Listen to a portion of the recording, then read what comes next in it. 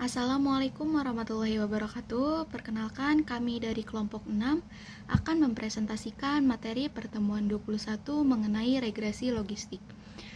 Video ini ditujukan untuk memenuhi tugas akhir semester mata kuliah Statistika Inferensial yang diampu oleh Bapak Prima Sadewa.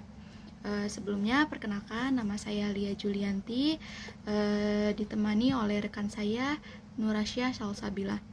Berikut penjelasan materinya.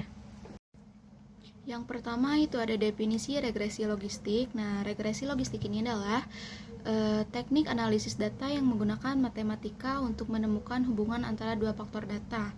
Kemudian menggunakan hubungan ini untuk memprediksi nilai dari salah satu faktor tersebut berdasarkan faktor yang lain. Nah, prediksi biasanya memiliki jumlah hasil yang terbatas, biasanya ya ataupun tidak. Kemudian ada konsep regresi logistik.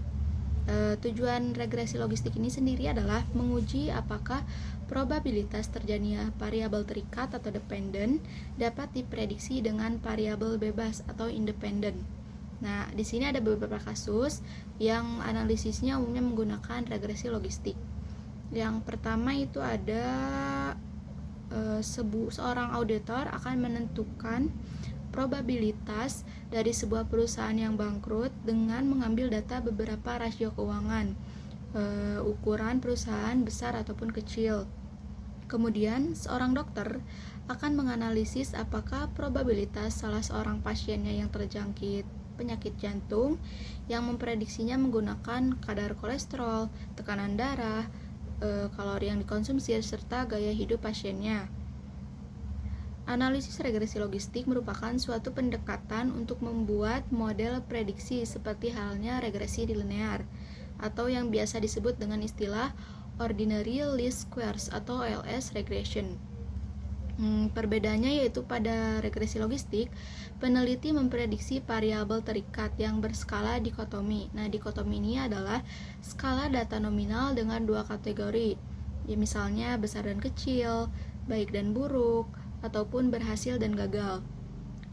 Pada analisis OLS mewajibkan syarat atau asumsi bahwa error variance atau residual terdistribusi secara normal.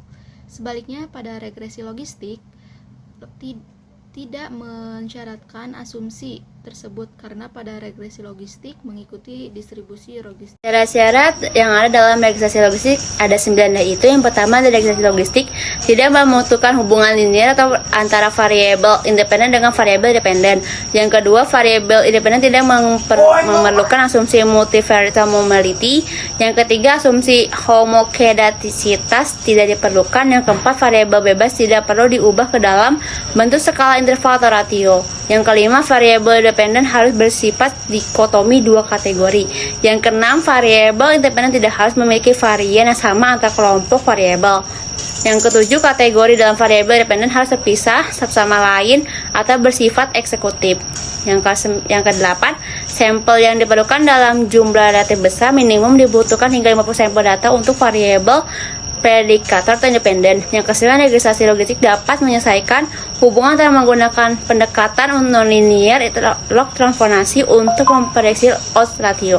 Macam-macam regresi logistik ada 2, yaitu yang pertama ada regresi logistik binary atau binary logistic regression, yang dimana digunakan ketika hanya ada 2 kemungkinan variabel terkait y, contohnya utang dan rugi. Yang kedua ada regresi logistik multinomial atau multinomial logistic regression, yang dimana digunakan ketika pada variabel y terdapat lebih dari 2 dengan rumus in buka kurung p per p dikurangi 1 tutup kurung sama dengan b0 plus b1x, yang dimana ln adalah logaritma natural, b0 plus b1x adalah persamaan yang biasa dikenal dengan dalam OLS, sedangkan P merupakan probabilitas logistik yang dalam rumus probabilitas regresi logistik sebagai berikut.